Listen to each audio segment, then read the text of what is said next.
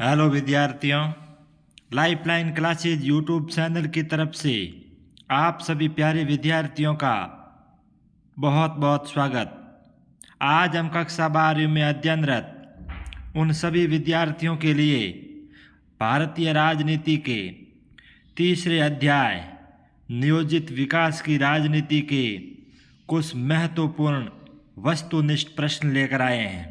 पहला question, milkman of India के नाम से जाना जाता है। वेरी इंपॉर्टेंट क्वेश्चन है। वर्गीज कुरियन, एम.एस. स्वामीनाथन या दोनों, इनमें से कोई नहीं।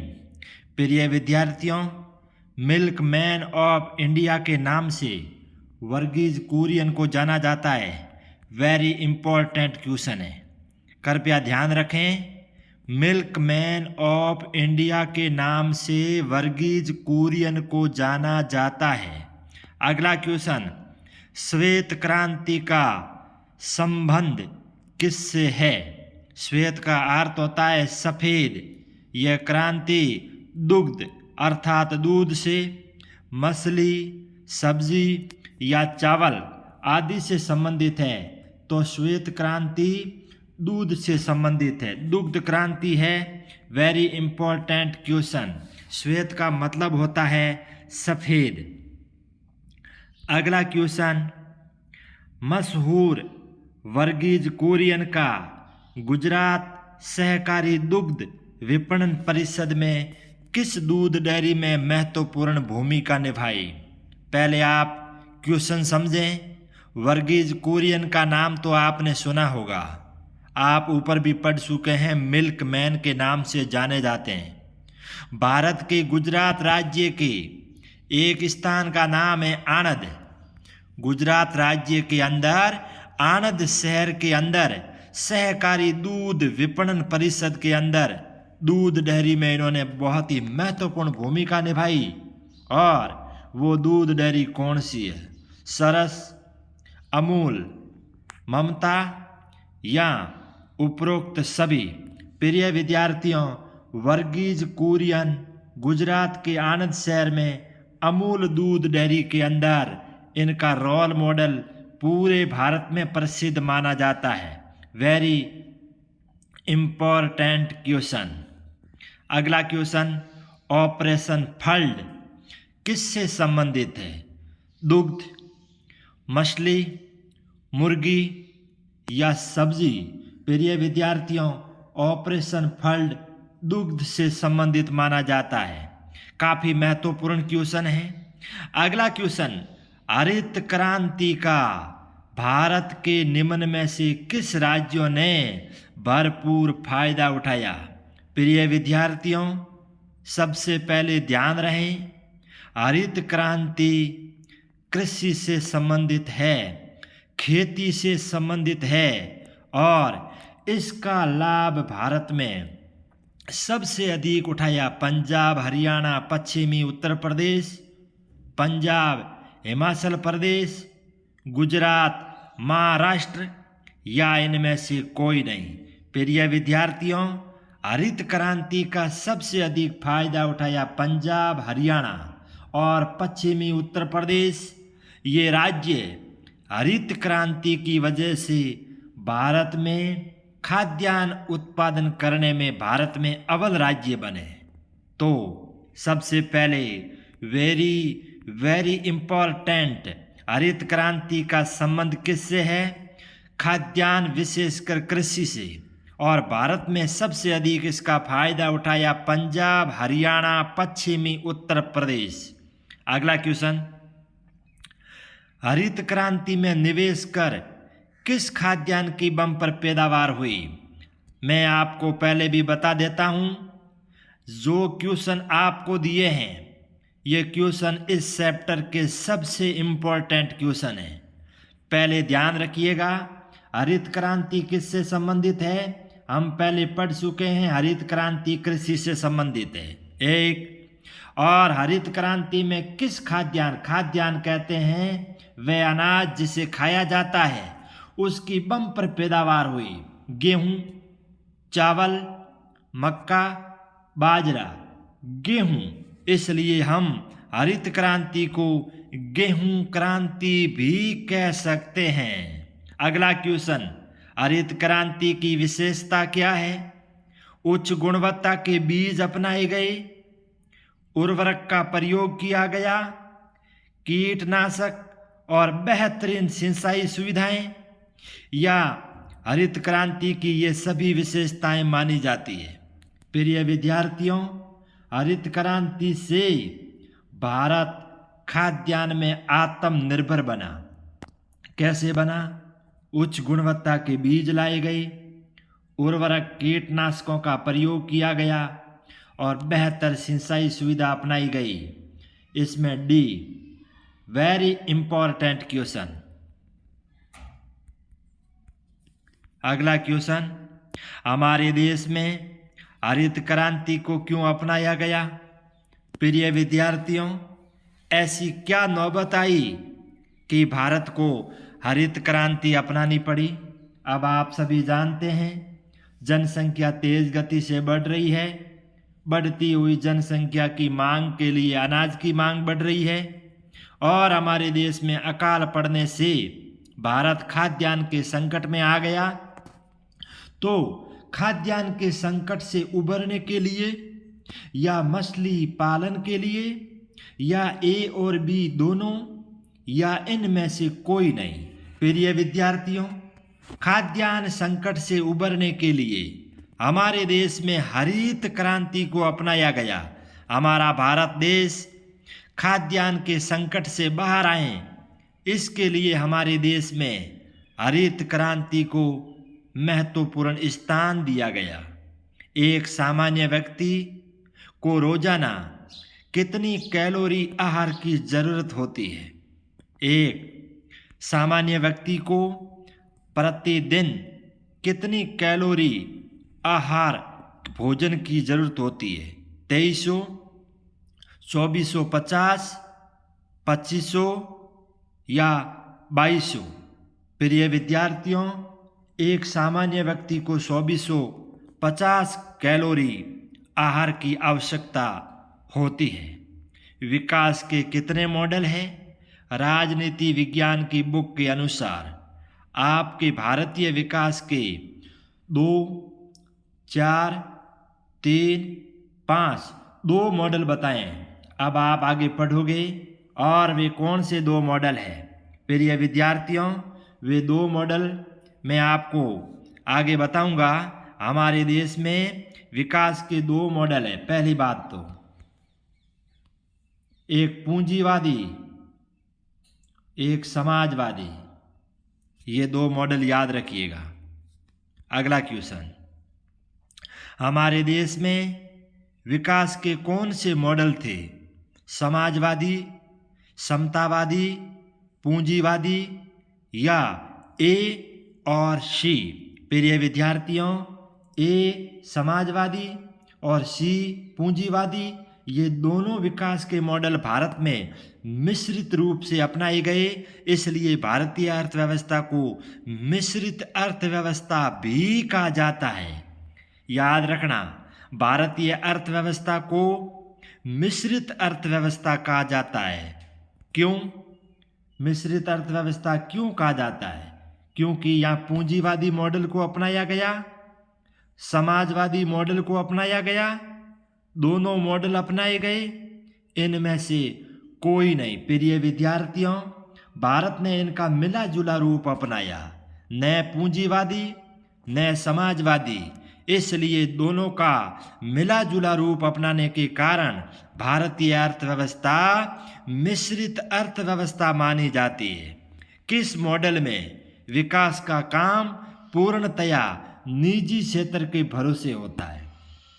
आपने जो मॉडल पढ़े, इस मॉडल में ऐसा कौन सा विकास का मॉडल है जिसमें पूरा काम निजी क्षेत्र के भरोसे होता है? पूंजीवादी मॉडल, समतावादी मॉडल या समाजवादी मॉडल या उपरोक्त सभी? प्रियवाद विद्यार्थियों, पूंजीवादी मॉडल में विकास का पूरा काम निजी क्षेत्र के भरोसे होता है। अगला क्वेश्चन, विकास के किस मॉडल में निजी संपत्ति को खत्म कर दिया गया है। आपने जो मॉडल पढ़े, एक पूंजीवादी और एक समाजवादी, दो ही मॉडल है। तो ऐसा कौन सा मॉडल जिसमें निजी संपत्ति को पूर्णतः खत्म कर दिया गया? पूंजीवादी, समाजवादी, समतावादी, इनमें से कोई नहीं। इसका आंसर होगा समाजवादी मॉडल निजी संपत्ति को पूर्ण रूप से खत्म करता है। भारतीय लोक दल नामक पार्टी किसके द्वारा बनाई गई? याद रहे, सबसे पहले भारतीय लोक दल नामक पार्टी आचार्य नरेंद्र देव, बाबा साहेब, चौधरी शरण सिंह, राजगोपालाचारी। याद रहे, चौधरी शरण सिंह के द्वारा लोक दल नामक पार्टी गठित की गई। वेरी इंपॉर्टेंट क्वेश्चन है, कक्षा 12वीं की अर्धवार्षिक परीक्षा में आ भी चुका है, इसलिए वेरी महत्वपूर्ण। अगला, लोक दल पार्टी बनाने से पहले चौधरी शरण सिंह किस पार्टी में थे? कांग्रेस, भाजपा, सपा या टीएमसी? प्रिय विद्यार्थियों, जब चौधरी शरण सिंह के द्वारा लोक दल पार्टी बनाई, उससे पहले वे कांग्रेस पार्टी में थे। वेरी इंपॉर्टेंट क्वेश्चन है, थोड़ा मुझे यहाँ लिखने में दिक्कत हो गई तो आप इसको नहीं पढ़ें। चौधरी शरण सिंह, यस। भारत के केरल राज्य में विकास और नियोजन के लिए जो रास्ता चुना गया उसे कैसा मॉडल कहते हैं? याद रहे, भारत का राज्य केरल, जहाँ विकास और नियोजन के लिए एक मॉडल अपनाया गया, उस मॉडल का नाम है केरल मॉडल, राज्य मॉडल, केंद्र मॉडल, इनमें से कोई नहीं। केरल मॉडल अपनाया गया। अब केरल मॉडल के अंदर कौन कौन सी बातें हैं? निम्न में से केरल राज्य के बारे में कौन सा असत्य है? क्या केरल का शिक्षा दर 100% है? वहाँ की आयु प्रत्याशा जीने की उम्र है वो ज़्यादा है? वहाँ छोटे बच्चों की मृत्यु दर और माता की मृत्यु दर में कमी आई है? और वहाँ का जन्म दर है वो बहुत ही ज़्यादा है।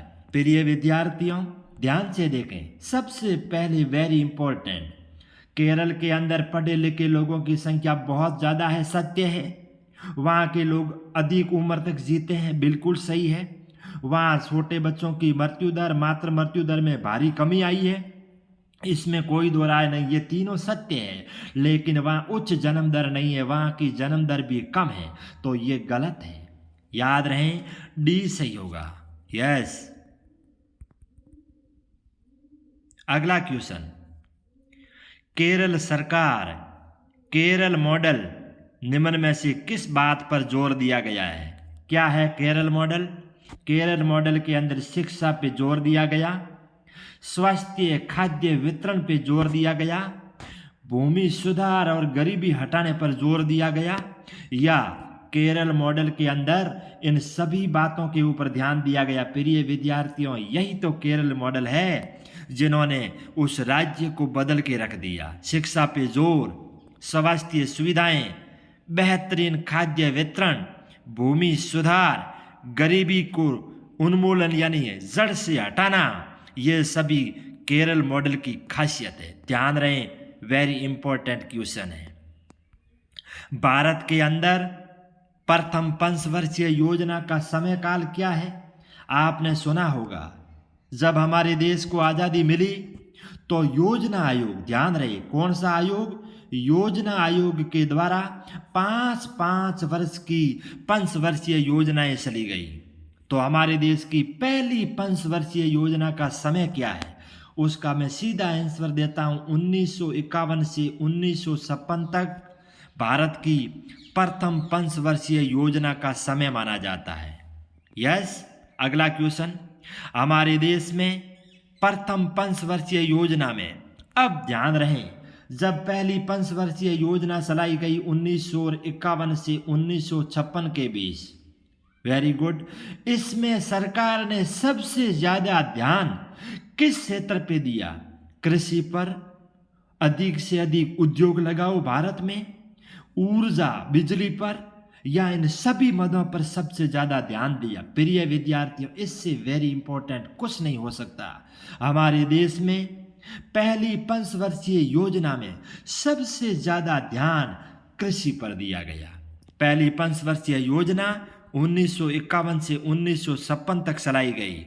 Very important question. अगला, हमारे देश में दूसरी पंचवर्षीय योजना जब 56 पूरी हो गई तो अगली दूसरी पंचवर्षीय योजना बढ़ी 5 वर्ष के लिए। अब ध्यान रहे, इस योजना में सबसे अधिक किस क्षेत्र पर जोर दिया गया? ऊर्जा, उद्योग, कृषि या उपरोक्त सभी पर?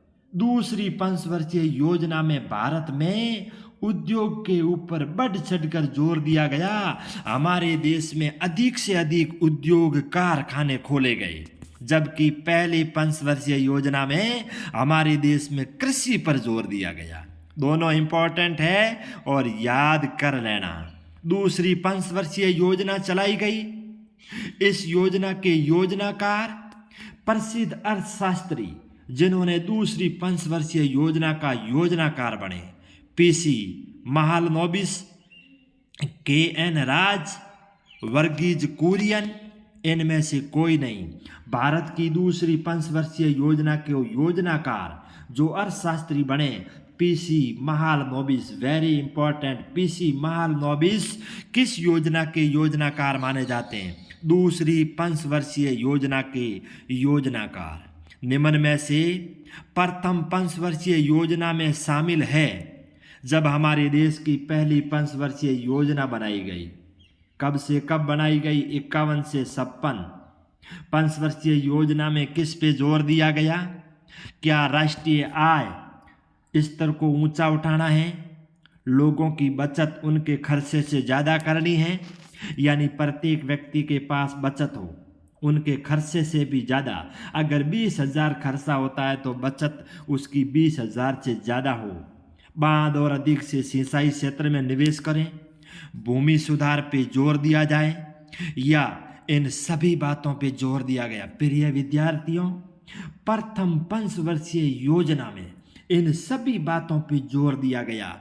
वेरी इंपॉर्टेंट क्वेश्चन है। यह पार्ट, यह चैप्टर अपने आप में बड़ा महत्वपूर्ण है। इनके क्वेश्चन भी अपने आप में महत्वपूर्ण है। अगला क्वेश्चन, हमारे देश में पंचवर्षीय योजनाओं के ऊपर किसने ध्यान दिया? अब आप पढ़े, हर 5 वर्ष के लिए देश में पंचवर्षीय योजनाएं बनी गई। इन पंचवर्षीय योजनाओं को बनाने का काम किसको सौंपा गया? योजना आयोग को, नीति आयोग को, आयोजना विभाग, या इनमें से कोई नहीं? प्रिय विद्यार्थियों, योजना आयोग हमारे देश में पंचवर्षीय योजना बनाने का काम करता था। मार्च 1950 में हमारे देश में योजना आयोग बना। कब बना? मार्च 1950 में हमारे देश में योजना आयोग की स्थापना की गई। हमारे देश में पंचवर्षीय योजनाओं का काम योजना आयोग का है। अगला question, very important, Bombay plan. Bombay मतलब मुंबई। बॉम्बे प्लान क्या है? कब बनाया गया? हमारे देश के जाने माने उद्योगपति, बिजनेसमैन लोगों ने एक संगठन बनाया और देश की तरक्की के लिए बॉम्बे प्लान 1991, 1998, 1944, 1995। ध्यान रहे, हमारे देश के प्रसिद्ध उद्योगपतियों ने मुंबई के अंदर एक बैठक रखी जिसका नाम रखा बॉम्बे प्लान। यह बैठक रखी गई 1944। शायद अर्धवार्षिक परीक्षा में आ चुका है। बॉम्बे प्लान क्या है, कब बनाया गया? 1944 में। उद्योगपतियों का यूनियन है भारत की अर्थव्यवस्था की मजबूती के लिए। अगला क्वेश्चन, हमारे देश में योजना आयोग तो हमने बनाया, आप पढ़े थे। हमारे देश में योजना आयोग कब बनाया गया? मार्च 1950। योजना आयोग का काम क्या है? हमारे देश में पंचवर्षीय योजनाएं चलाना। ठीक है, इसका अध्यक्ष कौन होता है?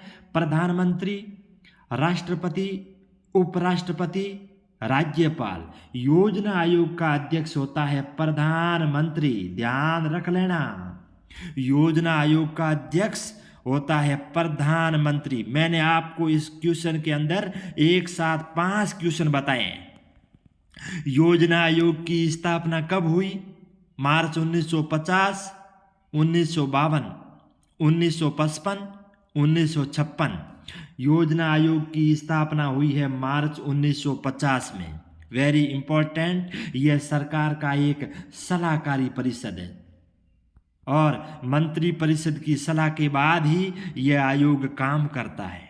अगला क्वेश्चन, वर्तमान में भारत सरकार ने योजना आयोग के स्थान पर एक नई संस्था बनाई है जिसका नाम है, प्रिय विद्यार्थियों, सबसे पहले तो लिख देना वेरी वेरी इंपॉर्टेंट। क्यों? क्योंकि 1947 में हमें आज़ादी मिली। आज़ादी मिलते ही भारत सरकार ने मार्च 1950 के अंदर हमारे देश में योजना आयोग बनाया। योजना आयोग क्या काम करता था? हमारे देश की 5 वर्षीय योजना बनाता था। लेकिन अब मामला गड़बड़ है। क्या गड़बड़ है? 2014-15 के अंदर हमारे देश में बीजेपी की सरकार बनी, प्रधानमंत्री नरेंद्र मोदी की अध्यक्षता में। उन्होंने इस योजना आयोग को खत्म कर दिया। यह योजना आयोग कांग्रेस की सरकार तक लास्ट तक रहा था, लेकिन नरेंद्र मोदी सरकार ने इसको खत्म कर दिया। तो अब योजना आयोग की जगह हमारे देश में क्या है? नीति आयोग, आयोजना विभाग, आर्थिक विकास परिषद या इनमें से कोई नहीं। प्रिय विद्यार्थियों, योजना आयोग खत्म किया गया तो नीति आयोग की स्थापना की गई 1 जनवरी 2015 को। हमारे देश में योजना आयोग को खत्म करने के बाद नीति आयोग की स्थापना की गई। Very very important. अगला क्वेश्चन, नीति आयोग की स्थापना कब की गई? हमने पढ़ लिया पिछले क्वेश्चन में। 5 जनवरी 2015, 1 जनवरी 2015, 10 जनवरी 2015 या 15 जनवरी 2015। हमारे देश में नीति आयोग की स्थापना हुई 1 जनवरी 2015 योजना आयोग को भंग करके। अब आपने पढ़ा योजना आयोग को भंग कर दिया, 1 जनवरी 2015 को नीति आयोग बना दिया, लेकिन इस नीति आयोग का पूरा नाम तो बताओ। नीति, एन का होता है नेशनल यानी राष्ट्रीय, आई का होता है इंडिया मतलब भारत, ट्रांसलेशन यानी परिवर्तन, और आई का मतलब इंस्टीट्यूट यानी संस्था। नीति का पूरा नाम है राष्ट्रीय भारत परिवर्तन संस्था। विद्यार्थियों, वेरी इंपॉर्टेंट है, नीति का पूरा नाम है राष्ट्रीय भारत परिवर्तन संस्था, नेशनल इंडिया ट्रांसफर इंस्टीट्यूट, यानी राष्ट्रीय भारत परिवर्तन संस्था, नीति का पूरा नाम। यह है नीति आयोग। 1 जनवरी 2015 को हमारे देश में अस्तित्व में आया। और अगला क्वेश्चन, खुली प्रतिस्पर्धा और बाजार मुल्क अर्थव्यवस्था के पक्षधर कौन है? थोड़ा टफ क्वेश्चन है, ध्यान रखें। और कौन सा? दक्षिण पंथ, वाम पंथ, नीति आयोग, आयोजना विभाग, इनमें से कौन खुली प्रतिस्पर्धा और बाजार मुक्त अर्थव्यवस्था के पक्षधर है, समर्थन करते हैं? तो इसका समर्थन करता है दक्षिण पंथ। इंपॉर्टेंट क्वेश्चन है, घुमाकर पूछा जाने वाला क्वेश्चन है, ध्यान से पढ़ लेना। बाजार के अंदर खुली प्रतिस्पर्धा, बाजार मुल्क अर्थव्यवस्था पे जोर देता है तो वो देता है दक्षिण पंथ। अगला क्वेश्चन, निम्न में से गरीब और पिछड़े सामाजिक समूह की तरफदारी, यानी हमारे देश में जो गरीब और पिछड़े सामाजिक समूह हैं, इनका समर्थन कौन करता है? वामपंथ, दक्षिण पंथ, योजना आयोग या आयोजना विभाग? यानी वामपंथ गरीब और पिछड़े सामाजिक समूह की तरफदारी करता है। महत्वपूर्ण क्वेश्चन। अब हम कुछ अंतिम प्रश्नों पे जा रहे हैं। भारत ने विकास का कौन सा मॉडल अपनाया? हमारे देश में भारत को आगे ले जाने के लिए पूंजीवादी मॉडल, समाजवादी मॉडल, दोनों का मिश्रित रूप, इनमें से कोई नहीं। प्रिय विद्यार्थियों, भारत ने न तो पूंजीवादी मॉडल अपनाया न ही समाजवादी मॉडल अपनाया। पूंजीवादी मॉडल अमेरिका का है, ध्यान रखना, अमेरिका। समाजवादी मॉडल सोवियत संघ रूस का है। हालांकि मैं इसके क्वेश्चन बनाना भूल गया, लेकिन यहां समझ लेना, पूंजीवादी मॉडल अमेरिका का है, समाजवादी मॉडल सोवियत संघ रूस का है। और भारत ने न तो पूंजीवादी को अपनाया न समाजवादी को अपनाया, तो किसको अपनाया? इन दोनों का मिला जुला रूप। इसलिए तो कहते हैं भारतीय अर्थव्यवस्था मिश्रित अर्थव्यवस्था मानी जाती है। अगला क्वेश्चन, किस क्रांति को हम गेहूं क्रांति कह सकते हैं? आप पहले पढ़ चुके हैं। वह क्रांति जिसमें भारत में गेहूं की बम्पर पैदावार हुई। दुग्ध क्रांति, हरित क्रांति, श्वेत क्रांति या इनमें से कोई नहीं। प्रिय विद्यार्थियों, हरित क्रांति कृषि से संबंधित है, श्वेत क्रांति दूध से संबंधित है। हरित क्रांति के अंदर हमारे देश में गेहूं की बम्पर पैदावार हुई, इसलिए कभी कभी हरित क्रांति को गेहूं क्रांति कहना भी गलत नहीं है। Very good, important question.